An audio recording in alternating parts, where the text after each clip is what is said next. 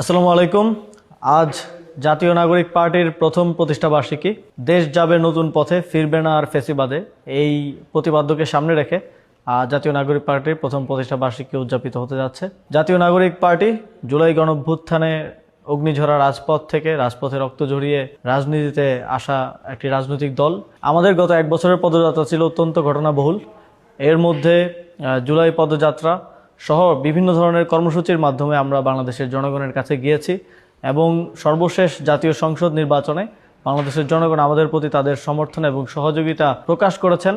জাতীয় নাগরিক পার্টি মাত্র 30টি আসনে প্রতিদ্বন্দ্বিতা করলেও 22 লাখেরও অধিক ভোট পেয়েছে এবং আমাদের 6 জন সংসদ সদস্য হিসেবে নির্বাচিত হয়েছেন। গত এক বছরের পদযাত্রায় আপনারা আমাদেরকে এত সমর্থন এবং ভালোবাসা দেখিয়েছেন, যা আমাদের আগামীর অনুপ্রেরণা হয়ে থাকবে এবং সামনের দিনে একটি বৈষম্যহীন এবং কল্যাণ রাষ্ট্র প্রতিষ্ঠায় আমরা কাজ করে যাব। বাংলাদেশকে আধিপত্যবাদের বিরুদ্ধে মাথা তুলে দাঁড়ানোর জন্য, মর্যাদাপূর্ণ একটি রাষ্ট্র এবং নাগরিক জীবন নিশ্চিত করার জন্য জাতীয় নাগরিক পার্টি তাদের সংসদে এবং রাজপথের লড়াই অব্যাহত রাখবে। সামনের দিনে আমাদের এই লড়াইয়ে আমাদেরকে সহযোগিতা, সমর্থন এবং দোয়া দিয়ে আমাদের পাশে থাকবেন, এটাই আমাদের প্রত্যাশা। আসসালামু আলাইকুম।